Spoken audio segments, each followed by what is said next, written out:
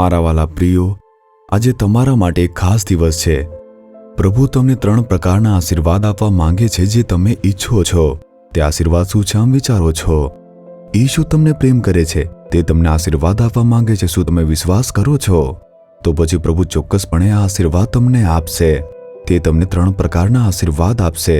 પરમેશ્વરે નીતિ વચનો તેના 22 અધ્યાયની અંદર 4થી કલમની અંદર તેનો ઉલ્લેખ કર્યો છે. શું છે જુઓ? સંપત્તિ, સન્માન અને જીવન. સંપત્તિ.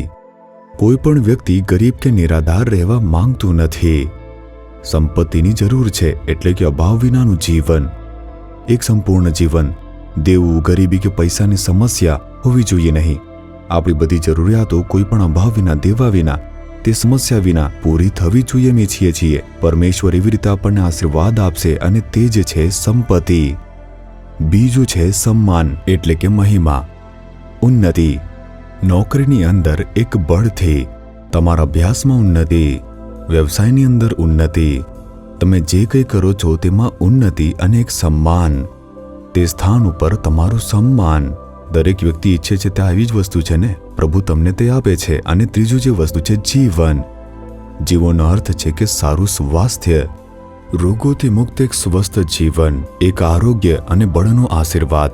શું આ 3 ખૂબ જ મહત્વપૂર્ણ જરૂરિયાતો અને માણસના આશીર્વાદ નથી? પરમેશ્વર તમને ત્રણેય આપશે. તે આજે આપશે. પરંતુ એક શરત છે. તે શું છે પૂછો છો? આપણી અંદર પરમેશ્વરના ભય દ્વારા અને આપણી અંદર નમ્રતાના દ્વારા. આ જે છે, 2 વસ્તુની અપેક્ષા પરમેશ્વર રાખે છે. જો તમે આ 2 વસ્તુઓ કરો છો તો તમને તે 3 પ્રકારના આશીર્વાદ ચોક્કસ મળશે. તમારી અંદર નમ્રતા હોવી જોઈએ અને પરમેશ્વરનું ભય હોવું જોઈએ. ત્યારે સંપત્તિ, સન્માન અને જીવન મળશે. આપણા જીવનમાં નમ્રતા હોવું જોઈએ અને પરમેશ્વર માટે ભય હોવો જોઈએ. શું તમારી પાસે નમ્રતા છે? સ્વાભિમાન બધા વિનાશનું કારણ નથી. તે વિચારી જુઓ. જો કોઈ કંઈ કહે છે, ગુસ્સો આવે છે, આપણે દાંત પીસીએ છીએ, શું તમને ખબર છે કે આવું કેમ થઈ રહ્યું છે? મને કહે છે, શું તમે મને કહી રહ્યા છો? જાણો છો હું કોણ છું? શું આ ઘર માટે અહીં કામ કરતો નથી? એક અભિમાન. આ ગર્વને કારણે આપણને ગુસ્સો આવે છે. આપણી અંદર નમ્રતા અને પ્રભુનો ભય હોવો જોઈએ. કોઈ માણસનો ભય નહીં. પ્રભુ મને જોઈ રહ્યા છે. હું મને બનાવનાર પરમેશ્વરથી ડરું છું અને તેથી હું આ ભૂલ કરી શકતો નથી. ભલે લોકો મને જોઈ ન શકે, પણ પ્રભુ જોઈ રહ્યા છે. મારે તેમના ડરમાં જીવન જીવવું જોઈએ. ખાતરી કરો કે આ 2 વસ્તુઓ છે. તમારી શોધમાં 3 પ્રકારના આશીર્વાદ આવી જશે.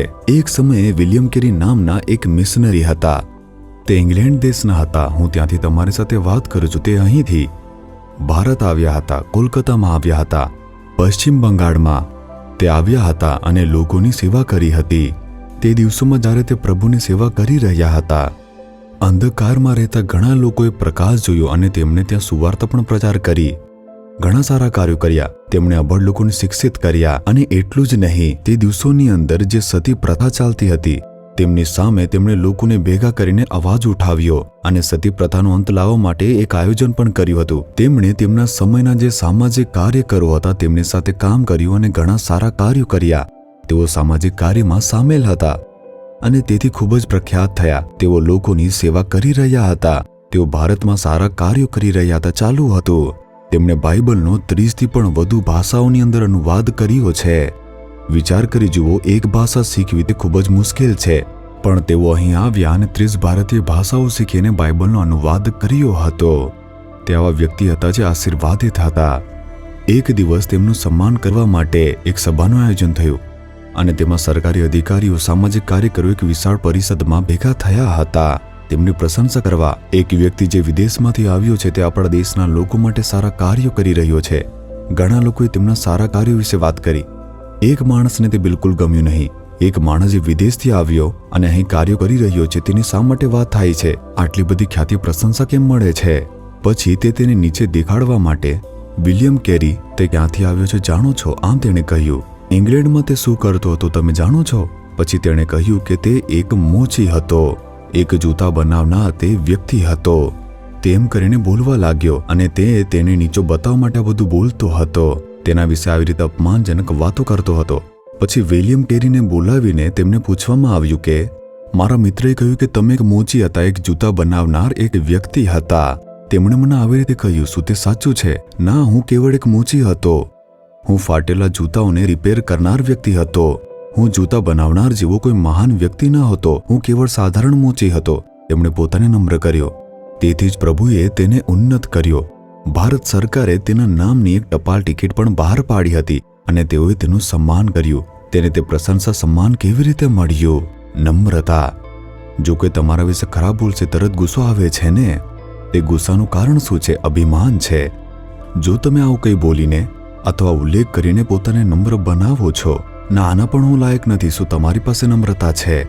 જો તમારામાં નમ્રતા અને પરમેશ્વરનો ભય હશે તો જ આજે આ 3 પ્રકારના આશીર્વાદ તમારી શોધમાં આવશે. શું તમે નમ્ર બનશો ને પ્રતિબદ્ધ થશો? તમારા અભિમાનના કારણે તમારા ઘરમાં ઝઘડા થાય છે, નોકરીમાં સમસ્યાના કારણે ઝઘડા થાય છે. તમે જ્યાં પણ જાઓ છો કોઈ પણ કહેવું ન જોઈએ. તરત જ તમે ગુસ્સે થઈ જાઓ છો, ભયંકર વાતો બોલવા લાગો છો, લડાઈ પસંદ કરો છો. હું કોણ છું જાણો છો આમ કહો છો. આજે પોતાને નમ્ર બનાવીને કહો, હું કંઈ નથી પ્રભુ, હું ધૂળ છું. તમને યાદ છે પ્રભુ કે હું ધૂળ છું, હું કેવી રીતે લાયક છું આમ કહીને પોતાને નમ્ર કરો. પ્રભુ તમને આ 3 પ્રકારના આશીર્વાદો ચોક્કસ આપશે. સુપ્રતિબદ્ધ થશો. હે પ્રભુ, મારા અભિમાનને માફ કરો, મારા ગર્વને માફ કરો, મારા અભિમાનને તમે માફ કરો. હું મારી જાતને નમ્ર બનાવું છું પ્રભુ. હું પ્રભુના ભય સાથે જીવવા માટે, તમારા માર્ગોમાં ચાલવા માટે પ્રતિબદ્ધ છું પ્રભુ. આ પુત્ર પુત્રી નમ્ર થઈ રહ્યા છે, તમારા ભય સાથે જીવવા માટે પ્રતિબદ્ધ થાય છે. તેમને આ 3 પ્રકારના આશીર્વાદ અને સંપત્તિ તમે આપો. તેમને પ્રશંસા આપો, તેમને સારું સ્વાસ્થ્ય આપો, તેમને બળવાન બનાવો. આ બાળકોના જીવનમાં સંપૂર્ણ આશીર્વાદ રહે પ્રભુ. ઈશુના નામમાં પ્રાર્થના કરીએ છીએ. આમેન, આમેન. જીસસ રીડીમ્સ ગુજરાતી યુટ્યુબ ચેનલને સબસ્ક્રાઇબ કરો. દરેક નવા કાર્યક્રમની માહિતી મેળવવા માટે બેલ આઇકન પર ક્લિક કરો.